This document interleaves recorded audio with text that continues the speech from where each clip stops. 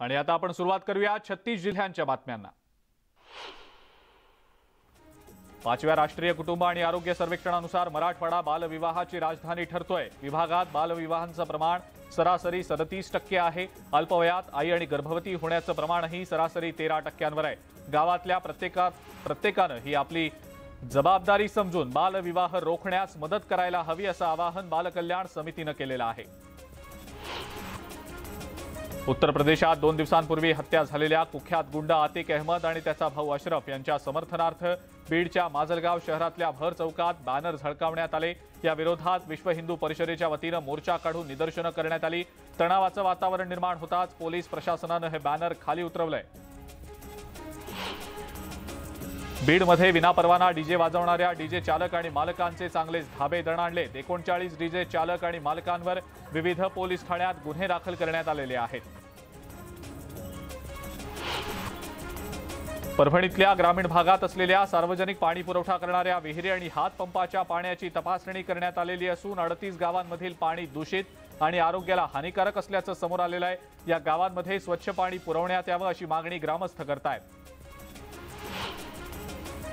छत्रपती संभाजीनगरमध्ये पीएचडीच्या विद्यार्थ्यांनी फेलोशिपसाठी बेमुदत उपोषण सुरू केलंय।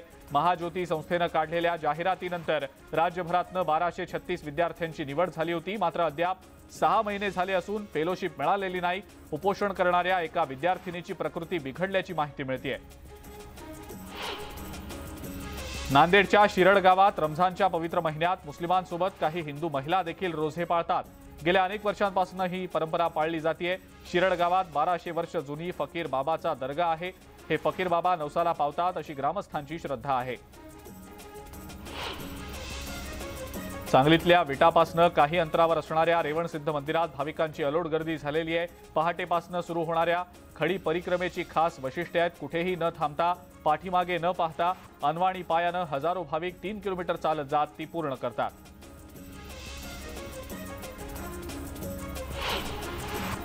कात्रज देहू मार्गावरच्या किवळे ओव्हरब्रिज सर्व्हिस रोडवर वादळी वाऱ्यामुळे होर्डिंग कोसळल्यानं दुर्घटनेत 5 जणांचा मृत्यू झाला। दुर्घटनेतल्या मृतांच्या नातेवाईकांना 3 लाखांची मदत मुख्यमंत्री एकनाथ शिंदे यांनी जाहीर केली आहे। जाहिरातीचं लोखंडी फलक कोसळून 5 जणांचा बळी गेला होता, तर 3घांची मृत्यूशी झुंज सुरू आहे। प्रशासनाच्या हलगर्जीपणानं हे बळी गेले असून त्यांच्यावर कारवाईची मागणी आता होतीये। विषबाधा होऊन 120 मेंढ्यांचा मृत्यू झाल्याची खळबळजनक घटना सिल्लोड तालुक्यातल्या अंधारी शिवारात घडलेली आहे। उर्वरित बाधा झालेल्या 20 ते 25 मेंढ्यांवर उपचार सुरू आहेत। पीएम किसान योजना आणि जलयुक्त शिवार योजनेमधल्या गोरगरीब शेतकऱ्यांना विविध नियम आणि अटी घातल्यानं अनेक शेतकरी लाभापासून वंचित राहतायत आणि याचा निषेध करत मनसेनं जिल्हाधिकारी कार्यालयासमोर आंदोलन केलं। यावेळेला विविध प्रश्न असलेला भव्य चषक निवासी उपजिल्हाधिकाऱ्यांना देण्यात आलेला आहे। 44 अंश तापमानामध्ये हजारो आदिवासींनी चंद्रपूरच्या पोंभुर्णा शहरात रास्ता रोको आणि ठिय्या आंदोलन केलंय। 50% आदिवासी बहुल असलेल्या गावांमध्ये पेसा कायदा लागू करावा।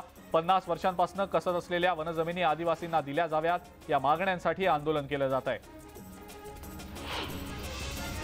नागपुरात 20 एप्रिलला पावसासह गारपिटीची शक्यता वर्तवण्यात आलेली आहे। पावसानंतर 26 एप्रिलपासून विदर्भातल्या सगळ्याच जिल्ह्यांमध्ये तापमान 45 पार जाईल। या वातावरणातल्या बदलाचा फटका शेती पिकाला बसतोय। शेतकऱ्यांनी या संदर्भात चिंता व्यक्त केलेली आहे। वाशिम जिल्ह्यात तापमान 42 अंशांवर पोहोचलंय आणि त्यामुळे उष्माघाताच्या रुग्णांमध्ये वाढ झाली आहे। नागरिकांना खबरदारी घेण्याचं आवाहन जिल्हा प्रशासनानं केलंय। भंडाऱ्यामध्ये आनंदाचा शिधामधल्या चणा डाळीत बुरशी लागल्याचं समोर आलं। बुरशीयुक्त चणा डाळ मिळाल्यानं नागरिकांनी संताप व्यक्त केला। बुरशीयुक्त चणा डाळ नागरिकांना आता बदलून दिली जाणार असल्याचं प्रशासनानं स्पष्ट केलंय। ऐन तोडणीच्या हंगामात केळी पपईसह टरबुजाचे दर घसरल्यानं शेतकऱ्यांची चिंता वाढलेली आहे। मार्चमध्ये व्यापाऱ्यांनी चांगले दर दिले, मात्र आता तेच दर मोठ्या प्रमाणावर घसरलेत। केळीला 3000 ते 3200चा मिळणारा दर आता 1000 रुपयांवर आलाय, तर टरबूज आणि पपई सुद्धा 16 ते 17 रुपये किलोहून 5 ते 6 रुपयांपर्यंत आलेली आहे। नंदुरबार शहरालगत असलेल्या शासकीय तंत्रनिकेतन महाविद्यालयातील मुलींचं वसतिगृह तब्बल 14 वर्षांपासून वापराविना पडू नये. इथल्या अनेक वस्तू वापरात नसल्यानं खराब झालेल्या आहेत. हे वसतिगृह सुरू करण्यासाठी जिल्हाधिकाऱ्यांकडे पाठपुरावा करण्यात येत असून हे वसतिगृह यंदा सुरू होईल असा आशावाद व्यक्त केला जातोय. कोपरगाव मधल्या हिंगणी इथं गोदावरी नदीवरच्या बांधाऱ्यावर मुक्त संचार करणाऱ्या बिबट्याचं दर्शन झालंय. हिंगणी गावाला जोडणाऱ्या नदीवर असणाऱ्या बंधाऱ्यावर बिबट्या ठाण मांडून बसल्याचं मोबाईल कॅमेऱ्यामध्ये चित्रित झालं. एका चारचाकी वाहनाची चाहूल लागताच हा बिबट्या पळून गेल्याचं व्हिडिओत दिसतंय. चंद्रपुरात बिबट्याच्या हल्ल्यात एका महिलेचा मृत्यू झालाय. सावली तालुक्यात घरच्या अंगणामध्ये झोपलेल्या महिलेचा मृत्यू झाला. यामुळे आजूबाजूच्या परिसरामध्ये आता बिबट्याची दहशत निर्माण झाली आहे. पुण्यातल्या ब्लू बेल्स शाळेचे 2 मजले सील करण्यात आले. पीएफआय संदर्भात ही कारवाई झाली आहे. या इमारतीमधील 4था आणि 5वा मजला डिग्निटी एज्युकेशन ट्रस्टला भाड्यानं दिल्याची माहिती समोर आलेली आहे.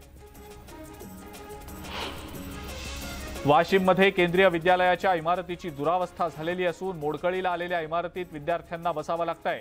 या संदर्भात नव्या इमारतीची मागणी करून सुद्धा प्रशासन दुर्लक्ष करत असल्याची तक्रार केली जाते. यवतमाळमध्ये तापमानात गेल्या काही दिवसांपासून वाढ झाली आहे. यवतमाळमध्ये तापमान 40.5 अंशांवर पोहोचलंय.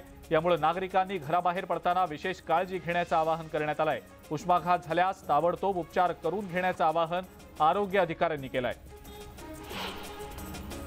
रत्नागिरीमध्ये संत ज्ञानेश्वर माऊली जीवन मुक्तिधाम सेवा संस्थान गोशाळेत भगवान कोकरे महाराजांनी आमरण उपोषणाचा इशारा दिला. या उपोषणाचा आजचा 9वा दिवस आहे. सरकार मात्र याकडे दुर्लक्ष करत आहे.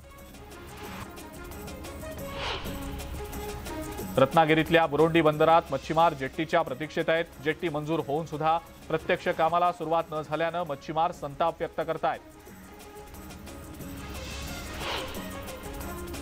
पुण्यात मंचरमध्ये नगरपंचायत प्रशासनानं धडक मोहीम हाती घेतलेली आहे. पाळीव कुत्र्यांना अँटी रेबीज लस दिली जाणार आहे. तसंच ज्या नागरिकांकडे पाळीव कुत्रे आहेत त्यांना नोटीस बजावून परवाना घेण्यासही सांगितलं जाणार आहे. जुन्नरच्या ठिकेकरवाडी ग्रामपंचायतीच्या शिरपेचात मानाचा तुरा रोवला गेलाय. सोमवारी दिल्लीत राष्ट्रपती द्रौपदी मुर्मूंच्या हस्ते ग्राम ऊर्जा स्वराज्य पंचायत या राष्ट्रीय पुरस्कारानं गौरवण्यात आलं. हा पुरस्कार पटकावणारी ही देशातील पहिली एकमेव ग्रामपंचायत आहे. जळगावातल्या लासूरसह 9 गावांमध्ये फिल्टरसह सामूहिक पाणी पुरवठा योजनेचं भूमिपूजन झालं. मंत्री गुलाबराव पाटलांच्या हस्ते हे भूमिपूजन करण्यात आलं. 65 कोटी रुपयांची ही योजना आहे. बेहिशेबी मालमत्ता प्रकरणात ठाकरे गटातले आमदार राजन साळवी यांची अलिबाग इथल्या लाचलुचपत प्रतिबंधक विभागामार्फत 3ऱ्यांदा चौकशी झाली आहे. आमदार राजन साळवींच्या मागे गेल्या अनेक महिन्यांपासून एसीबी कडून चौकशीचा ससेमिराज सुरू आहे. आता त्यांच्या कुटुंबियांचीही चौकशी सुरू आहे. अजित पवार राष्ट्रवादी काँग्रेसचे नेते आहेत आणि राष्ट्रवादी काँग्रेसचे सगळे आमदार दादांसोबत असल्याचं उमेश पाटील यांनी स्पष्ट केलं. महाविकास आघाडीची वज्रमूठ घट्ट आहे, ती सुटणार नाही असा विश्वासही त्यांनी व्यक्त केला आहे. अजित पवारांविषयी सातत्यानं चर्चा सुरू असते. ते महाराष्ट्रातले लोकनेते आणि कार्यक्षम नेते आहेत. त्यामुळे त्यांच्याविषयी अशा वावड्या नेहमीच उठत असतात. आम्ही अजित पवारांच्या सोबत आहोत आणि ते राष्ट्रवादीतच आहेत अशी प्रतिक्रिया वसमतचे राष्ट्रवादी काँग्रेसचे आमदार चंद्रकांत नवघरे यांनी दिली आहे. देहूतील त्रैमासिक कीर्तन आणि प्रवचन प्रशिक्षण समारोप सोहळ्याला राष्ट्रवादी काँग्रेसचे सर्वेसर्वा शरद पवार हे उपस्थित होते. यावेळेला कीर्तनात ते तल्लीन झाल्याचं पाहायला मिळालं. अहमदनगरमधल्या कापड बाजारातील दीपक नवलानी यांच्यावर प्राणघातक हल्ला झाला होता. भाजप आमदार नितेश राणे यांनी जखमी व्यापाऱ्याची भेट घेतली आहे. यावेळेला त्यांनी रामवाडी परिसरातील हिंदू कुटुंबियांची देखील भेट घेतली आहे. अहमदनगरमधल्या राहुरी तालुक्यात कंटेनर चालकाला चाकूचा धाक दाखवून लुटणाऱ्या टोळीला नागरिकांच्या मदतीनं पोलिसांनी जेरबंद केलाय. कंटेनरसह 24,41,000चा मुद्देमाल हस्तगत करण्यात पोलिसांना यश आलंय. वाशिमच्या मेडशीतल्या एका गोठ्याला भीषण आग लागली. या आगीमध्ये 2 बकऱ्यांचा होरपळून मृत्यू झाला तर 4 म्हशी गंभीर जखमी झाल्या. यानंतर एक ब्रेकिंग न्यूज आपण पाहणार आहोत. बातमी बुलढाण्यातली आहे. बुलढाण्यात गाडे बंधूंच्या पोलिसांनी मुसक्या आवळल्यात. शेतकऱ्यांचा कोट्यवधींचा माल घेऊन ते पसार झाले होते. मलकापूर इथनं गाडे बंधूंसह 3 जणांना ताब्यात घेतलं गेलंय। चिखलीमधल्या 250 ते 300 शेतकऱ्यांच्या शेतमालाचे तब्बल 10 कोटी लुबाडणाऱ्या या 3 जणांना बुलढाणा आर्थिक गुन्हे शाखेच्या अधिकाऱ्यांनी ताब्यात घेतलंय।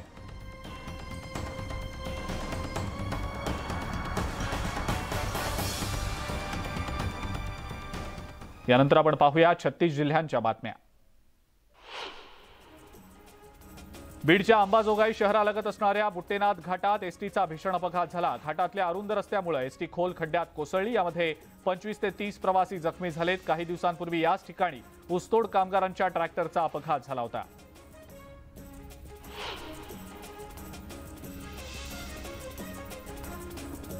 वसमत महामार्गावरील अपघातांच्या संख्येत वाढ होतीये। परभणी वसमत महामार्गावर आयशर टेम्पोनं मोटरसायकलला जोरदार धडक दिली आहे। सुदैवाने यामध्ये कोणतीही जीवितहानी झालेली नाही।